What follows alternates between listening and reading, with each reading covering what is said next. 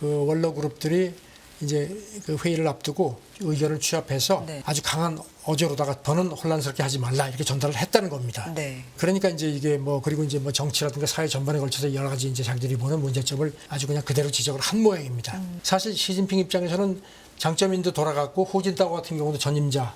그러니까 이제 이 사람들이 참석을 안 하는 상황에 대해서 아 이번에는 회의 가도 뭐 그렇게 네. 쓴소리 별로 안 듣겠구나 하고 갔는데 허를 찔린 셈이 됐다는 게 니케이 보도입니다. 그러니까 이제 화가 잔뜩 나가지고 아까 말씀드린 아니 뭐 내가 10년 동안 열심히 노력을 했는데 안 된 게 왜 내 탓만 있느냐 격분을 했다는 겁니다. 네, 선재규 선임 기자 나와 계십니다. 안녕하십니까? 안녕하세요. 네, 북한과 러시아가 만나느냐 뭐 이 얘기 가지고 얘기가 굉장히 많고 지금 주목이 되고 있는데 어떤 얘기들 나오고 있습니까? 뉴욕타임스가 그저께 미국 당국자가 그랬다면서 네. 김정일 위원장이 곧 러시아를 방문할 것 같다. 그래서 기차를 타고 블라디보스토크로 가서 푸틴을 만날 것 같다고 했는데요. 네. 그 백악관이 아주 발빠르게 이걸 사실상 확인을 했습니다. 이 보도를. 그래서 지금 보면은 이런 그 북한하고 러시아가 정상회담을 갖고 일각에서는 뭐 북중러 뭐 3자 정상회담 마치 한미일 캠프 데이비드 정상회담처럼 네. 그런 것 같지 않는 관측까지 나오는데 이런 정보를 미리 빠르게 공개해서 선제적으로 뭔가 이렇게 이런 밀착을 좀 견제하는 거 아니냐는 분석이 좀 나옵니다. 뉴욕타임스가 또 그렇게 분석을 했는데요. 네. 이 사실 이런 그 정상 간의 움직임은 경호 문제도 있고 하니까 상당히 민감한 그리고 되게 기밀 정보인데 이게 기밀도 풀리지 않은 상태에서 이렇게 잇따라서 언론 보도로 흘러나왔다는 점이 주목이 된다는 겁니다. 지난달 30일에 그 백악관이 그 북한하고 러시아가 무기 협상 네. 그 쇼이구 국방장관이 7월 말에 평양 갔을 때 김정일 위원장한테 그런 그 무기 공급 뭐 제한 그 이렇게 얘기를 했다는 그런 보도가 나왔을 때 이걸 또 그 당시도 그 커비 백악관 국가안보위 소통 조정관이 브리핑하면서 이거를 그렇다 그런 그 우리 정보가 있다 그러면서 확인을 했었거든요. 네. 그래서 지금 이런 그리고 또 그 작년에 러시아가 우크라이나를 침공하고 나서도 북한하고 중국이 러시아에 무기를 공급하는 걸 막으려고 그 당시에는 이제 미국이 기밀 해제된 정보를 공개한 적이 있습니다. 그래서 뉴욕타임스는 이런 식의 그 전략이 어떤 선제적인 정보 공개를 통해서 어떤 미리 물타기라든가 재뿌리게 하는 거라는 그런 분석인 겁니다. 그리고 또 미국이 중국하고 이란에 대해서도 이런 식의 정보 공개로다가 어떤 그런 견제하는 그런 걸 전략을 써왔다는 점도 상기시켰습니다. 네. 그러니까 뭔가 그냥 이야기만 좀 무성할 때 아예 빠르게 정보를 확인함으로써 그렇죠. 네. 물타기 같다는 거죠. 오늘 새벽에 그 설리반 백악관 국가안보보좌관이 브리핑을 했는데요. 네. 또 확인을 했습니다. 그 북한하고 러시아가 군사 지원하는 그런 논의를 활발하게 하고 그게 진전되는 것으로 판단하고 있다 하면서 이걸 강행할 경우에 국제사회의 대가를 칠 거다 이렇게 경고를 했습니다.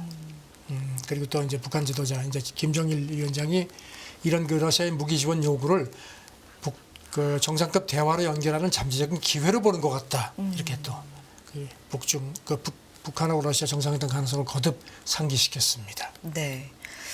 그러면 만날 가능성이 이런 서방의 보도로 인해서 좀 영향을 받을 가능성도 있는 겁니까? 글쎄요, 그걸 뭐라고 얘기하긴 뭐 하는데 네. 저는 그런 식으로 또 관측을 하는 그 시각이 있습니다. 한 예로 그 2006년부터 2008년까지 평양 네. 주재 영국 대사를 지낸 인물이 존 에버라드라는 사람인데 이 사람이 BBC 인터뷰에서 자기가 보기에는 이런 그 서방 보도 같은 게 나오고 백악관에서 이렇게 물타기하기 때문에 김정은 위원장이 러시아를 가지 않을지도 모르겠다. 뭐냐면 이런 그 김이 빠졌다는 겁니다. 그리고 또 그 김정은 위원장이 개인 경우에 상당히 아주 굉장히 편집적으로 이렇게 그 집착을 해서 동선을 비밀로 하려고 하기 때문에 그런 것도 이렇게 다 공개가 됐기 때문에 그냥 가지 말자 뭐 이런 식의 결정을 할지도 모르겠다는 겁니다. 물론 이 사람 관측입니다. 여기 대해서 크렘린궁 대변인이 어제 그 기자들한테 북러시아 정상회담 가능성을 이제 기자들이 물어보니까 할 말이 아무것도 없다. 이렇게 얘기를 했습니다. 그리고 네. 이제 그러면은 이런 그 김정은 푸틴 정상회담 관련 협의가 지금 진행 중이냐 이렇게 확인해 달라고 하니까 여기 대해서 뭐 할 말이 없다 이렇게 얘기를 했고요. 근데 지난주 목요일만 해도요, 이 대변인은요, 북한하고 러시아가 상호 존중하는 좋은 관계를 더 발전시키고자 한다 하면서 다양한 수준에서 접촉이 이루어지고 있다고 했거든요. 그런데 이제 이렇게 서방 쪽에서 이렇게 뉴욕타임스가 이렇게 보도하고 백악관이 이런 식으로 물타기 해서 그런지 네. 이렇게 좀 조금 좀 뒤로 빠졌습니다. 뉘앙스나 온도가 확실히 좀 며칠 만에. 조금 달라진 것 같습니다. 네. 크렘리군 대변인은 또 이제 어제 지금 이제 김정은 위원장이 가는 계기가 이제 동방 경제 포럼 브라디보스톡에서 이제 일요일부터 열리죠. 그런데 거기 참석하는 외국인 명단이 나왔느냐 하니까 아직 정확하게 알지 못한다. 조만간 결정될 거다. 이렇게만 답변을 했습니다. 네. 그리고 이제 그 외국인 참석자 가운데 김정은 위원장이 있다는 소문이 있다. 그랬더니 우리는 소문을 언급하지 않는다. 이렇게 또 발을 뺐습니다. 네. 브라디보스토크에 연합뉴스 특파원이 있거든요. 그쪽 뭐 연해주 당국하고 러시아 극동철도청 관계자들 아마 접촉한 것 같습니다. 그랬더니 뭐 아직까지 그런 가능성에 대해서 우리가 무슨 뭐 지침 내려온 거나 한 게 없다는 식의 그런 얘기를 했다는 겁니다. 지금 2019년 4월에 김정은 위원장이 그때 기차 타고 브라디보스톡에 와서 이제 푸틴을 만났지 않습니까? 그래서 이제 그때처럼 준비를 하라는 그 지침이 있느냐고 했더니 아직까지 그런 걸 받은 적이 없다고 그렇게 귀띔을 했다는 겁니다. 네. 브라디보스토크의 한국 총영사관에서도 확인된 내용이 아무것도 없다고 그렇게 연합뉴스 특파원한테 밝힌 걸로 되어 있습니다. 만날 가능성이 높다라는 이야기가 굉장히 무성했던 상황에서 또 미국 쪽에 이런 확인이나 네. 보도가 나오면서 이게 또 어떤 영향을 미칠지 좀 지켜봐야 될 것 같고요. 다음 얘기해 보겠습니다. 중국의 뭐 디플레이션, 부동산 얘기가 많이 나오는데 사실 그것보다는 두뇌 유출이 더 심각하다 이런 얘기가 있군요. 미국 경제금융 전문 매체 비즈니스 인사이더 보도인데요. 네. 그 최근에 그 중국에서 그 부자들, 고급 인력들이 굉장히 빠르게 이탈을 한다는 겁니다. 그래서 이제 중국이 올해 초였던가요? 위드 코로나로 전환을 하고 나서 성장 기대가 상당히 부풀어졌었는데 지금 현실은 그렇지가 않다는 거죠. 네. 디플레가 갈수록 좀 고착화되는 모습이고 부동산도 계속 지금 위기의 진원으로 작용을 하고 있는 상태이기 때문에 이런 상황에서 이제 고급 두뇌들, 부자들이 자꾸 빠지는 것 같다는 겁니다. 그래서 지금 비즈니스 인사이더가 집계를 했는데 지난 5년 사이에 그 순재산이 100만 달러, 그러니까 13억 원 이상인 그 중국 백만장자들이 계속 중국을 등진다. 그 월스트리트저널도 집계를 했는데요. 2010년대만 해도 뭐 굉장히 숫자가 적었는데 2018년 이후부터 그 숫자가 크게 늘어났다. 그래서 컨설팅사 그 집계를 보면은 이쪽 전망은 올해도 한 13,500명 가량이 그 중국 백만장자들이 그 고국을 떠날 것 같다고 그렇게 예상을 했다는 겁니다. 이유가 중요할 텐데요. 아무래도 뭐 짐작하시다시피 국가에서 어떤 점점 더 통제를 하고 그다음에 이제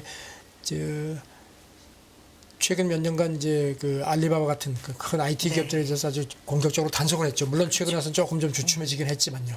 그래가지고선 빅테크 기업 가치가 뭐 엄청나게 증발된 점도 상기시켰고요. 그래서 컨설팅사 머서 그 최고 투자 전략가 얘기는 이게 국가의 그 가혹한 제한이라든가 경제 불안 이것 때문에 고액 자산가가 중국에서 그 떠나는 걸 더 촉진될 것 같다고 봤습니다. 그러면서 이렇게 인재 흐름이 그동안에는 이제 외국에서 공부한 뭐 많은 사람들이 이렇게 중국에 들어왔었는데 이제는 그렇죠.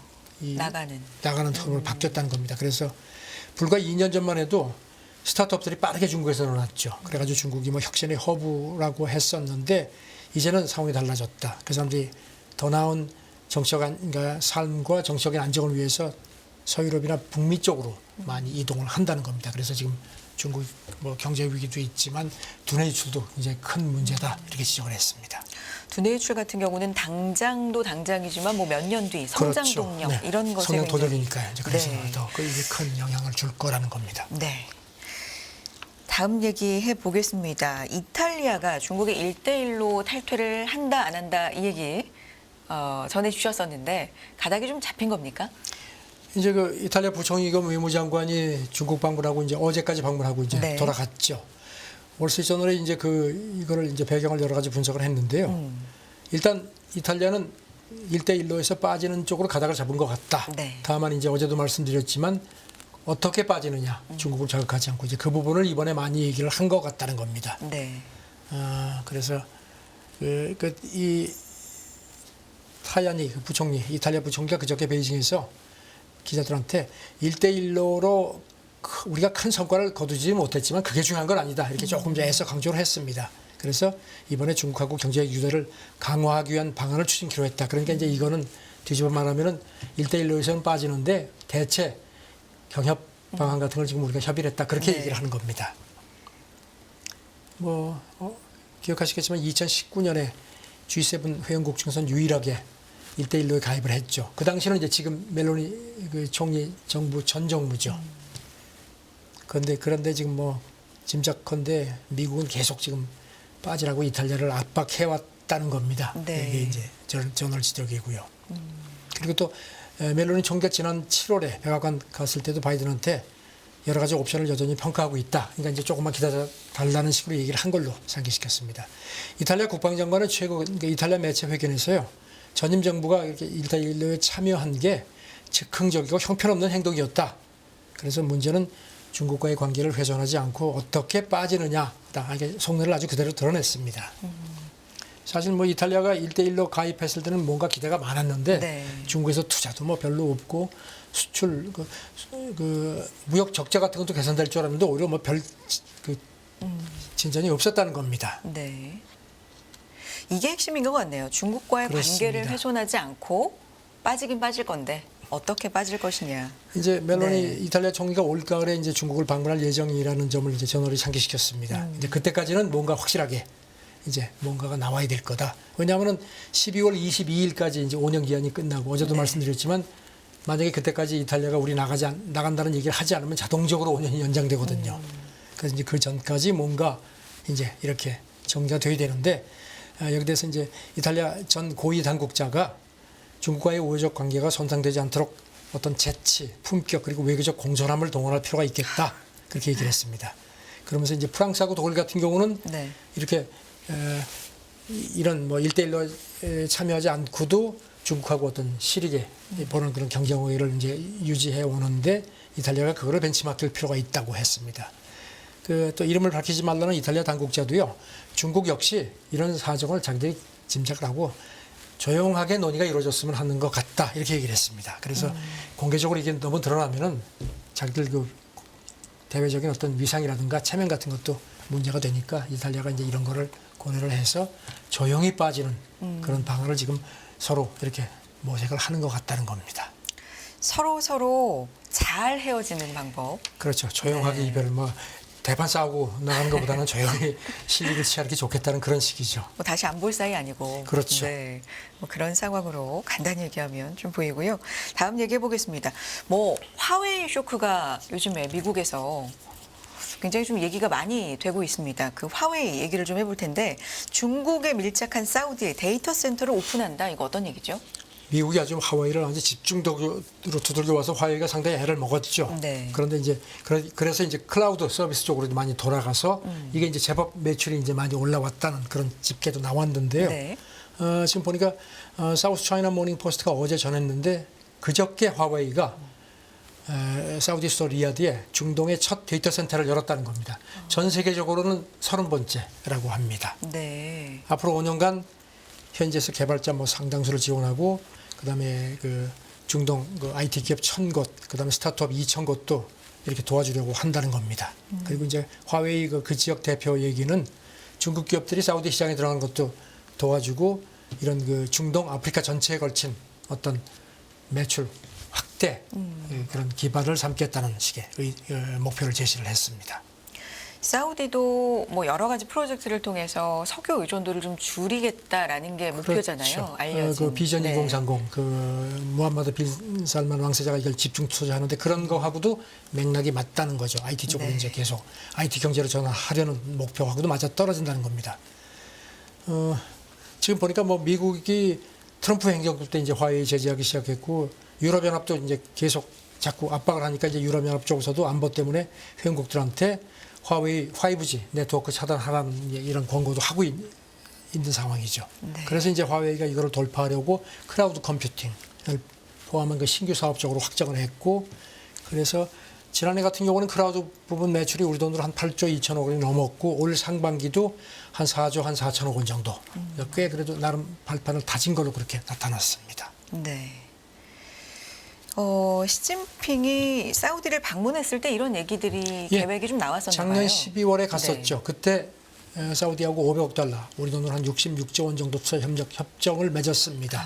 거기도 이런 내용이 들어가 있고요. 네. 사우디가 아직 사실 뭐 미국 탈피하려고 하지만 군사적으로 여전히 크게 의존을 하고 있는데 리스크를 안고도 이런 식으로 그 화웨이하고 이제 더 하겠다는 거는 이제 IT 쪽에서 계속 이제 뭔가 사우디 입장에서도 더 뭐 얻기가 힘들 거라고 보는 것 같습니다. 네. 그래서 뭐 지난 4월에는 그 블룸버그 보도인데요. 화웨이가 중동 본사를 아예 리야드로 옮기는 것도 검토를 한다는 그런 그 관측까지 나왔었습니다. 네.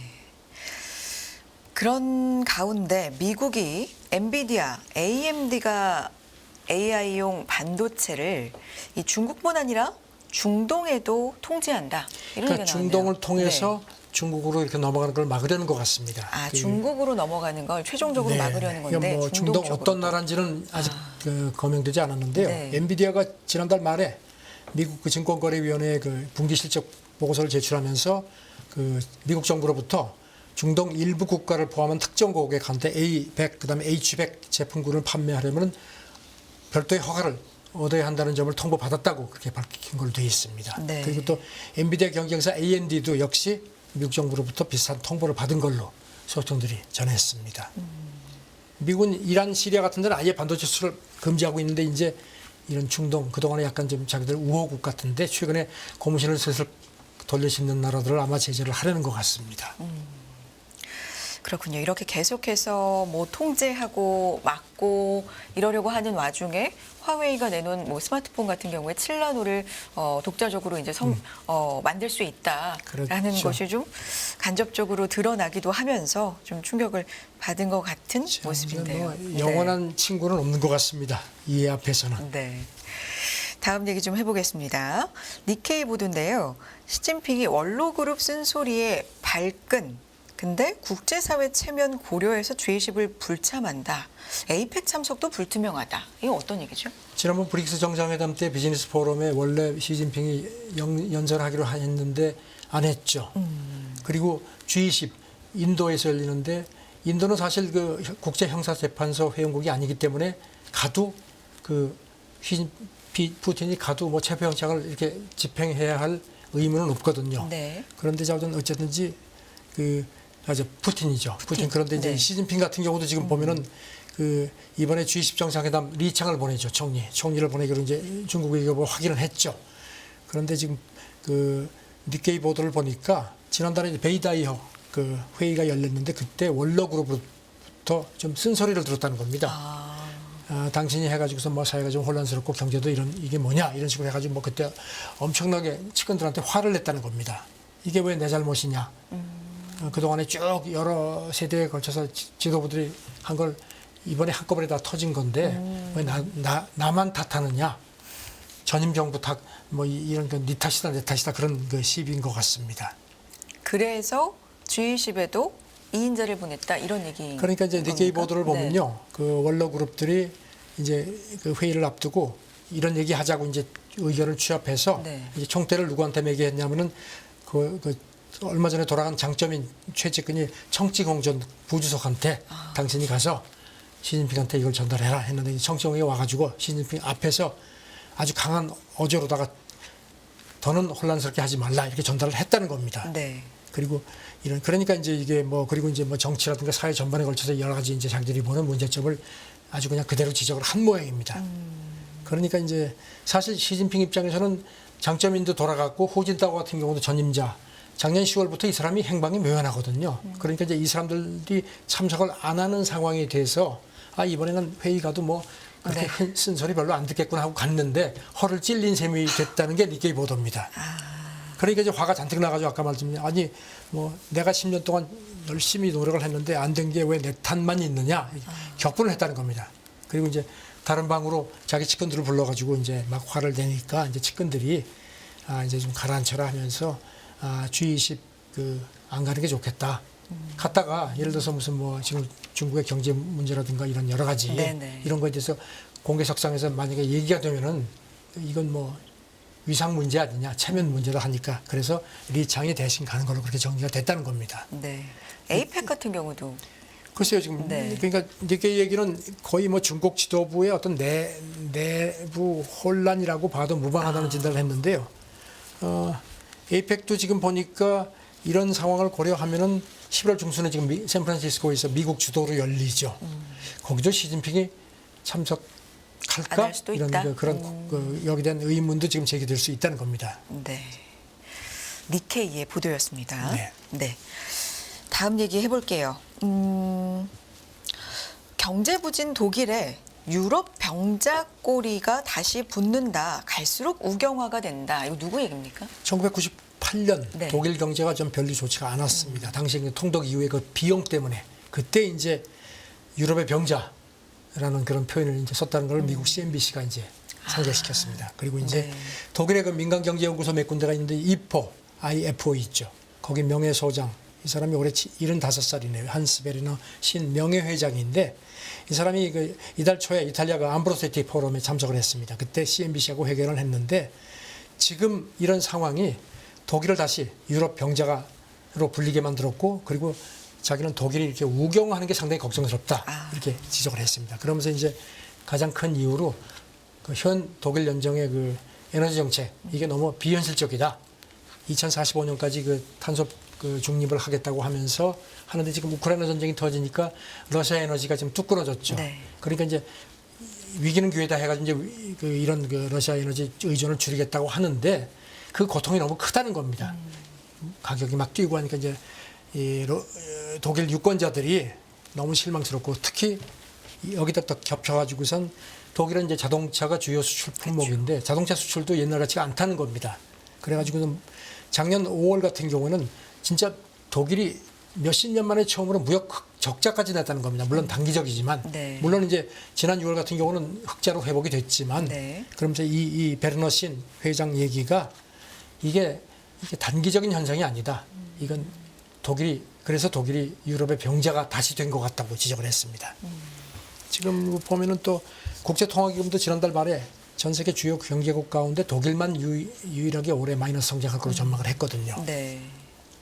그래서 이제 그 이 베르너 신 명예회장 얘기는 이렇게 독일이 다시 유럽 병자로 불리는 데는 글로벌 투자자들이 독일이 뭐 지속 가능한 성장 목표를 제시를 했는데 야 저거 에너지 정책 전환식 가서 되겠느냐 하는 회의감이 있다는 겁니다. 그래서 지금 지난 6월에 독일의 극우 정당이 있죠. 독일의 대안이라는 정당이 처음으로 시장 선거에서 이겼거든요. 이게 자기는 걱정스럽다. 이른바 어떤 그런 그 기후 위기에 대한 어떤 그 대응, 거부감을 느끼는 걸 이제 그린 렛이라고 하는데 네. 이게 확산하면서 이런 식의 그 독일 국민들의 불만이 좀 반발이 이렇게 네. 강해서 그래서 자기는 독일의 우경화가 걱정된다 이렇게 지적을 했습니다. 자, 여러 가지 분야 뭐 경제를 비롯해서 정치적인 측면까지도 독일에 대해서 좀 우려감이 나오고 있는 상황이네요. 다음 얘기까지 해보겠습니다. 바이든이 트럼프를 작심 공격한다. 근데 계속 서로 이제 안 좋은 얘기들을 가끔 하잖아요. 네. 또 뭔가 했나 봐요. 미국이 지난 현지 시간 월요일이 이제 미국의 노동절이었는데 네. 바이든이 필라델피아 노조 행사에 참석해서 나는 그러니까 트럼프라는 표현을 안 쓰고 전임자는 들어올 때보다 나갈 때 일자리가 더 줄었다. 그리고 뭐 자기가 건설업자인데 뭐 만든 것도 없다. 하지만 나는 일자리도 뭐 1,350만 개나 만들고 이 실업률도 낮추고 지금 중국에서 일자리가 오고 있지 않느냐. 그러니까 자기는 다르다는 겁니다. 그러면서 내가 알기는 그 취임했을 때보다 나갈 때 일자리가 줄어든 그 미국의 대통령이 딱 2명 있는데 한 사람 그 중에 한 사람이 전임자다. 그리고 또 한 사람이 있는데 그 사람이 누군지 아느냐 하면서 이제 대공황 때 재임했던 31대 허버트 후보를 결혼했습니다. 이 사람은 그 뉴딜 정책을 냈던 민주당 출신 프랭클린 루즈벨트한테 져가지고 재선에 실패를 했거든요. 네. 그러니까 이제 후보하고 트럼프를 동렬해 놓은 겁니다. 사실 후보는 역대 최악 대통령으로 미국에서 이렇게 거론되는 사람이거든요. 그러면서 이제 이렇게 하는 이유가 이렇게 전임자라고 트럼프를 얘기를 안 하는 이유가 이제 자기는 이제 다르다는 거죠. 그리고 이제 전임자는 파크 에브뉴에서 세상을 보지만 나는 평범한 데 살면서 세상을 본다. 나는 중산층 대통령이라는 것도 강조를 했습니다. 뭐 실명 거론 안 했지만 세계인 누가 들어도 그렇죠. 네. 왜냐하면 이제 괜히 실명 결혼하면 지금 가뜩이나 4차례 기소가 돼도 지금 정치적으로 인기가 있지 않습니까? 그러니까 그냥 나는 경제와 민생에 초점을 맞춘다. 이렇게 차별화를 한 것 같습니다. 네. 그렇군요. 이게 계속해서 지지율이나 뭐 인기도 조사도 있잖아요. 월스트리트저널이 네. 지금 가장 최근 조사한 걸 보니까요. 네. 지금 두 사람이 붙으면 똑같습니다. 아. 그리고 제3자가 오니까 트럼프가 1%포인트 앞서는 걸로 되어 있습니다. 지금 아직도 근데 또 오늘 새벽에 보니까요. 지금 그 트럼프 측근들이 계속 등을 돌린다고 합니다. 각자 도생. 아직 좀 남아 있으니까 계속해서 뭔가 변화가 그렇습니다. 나오겠죠. 국제뉴스 살펴봤습니다. 선재규 산림기자였습니다. 기자님 고맙습니다. 네, 감사합니다. 끝없는 위기 속 기회는 언제나 숨어 있습니다. 성공한 투자 고수들과 나눈 투자의 철학. 다가올 기회를 잡아내는 부의 만찬으로 여러분을 초대합니다. 푸짐하게 한 상 차려놓았습니다.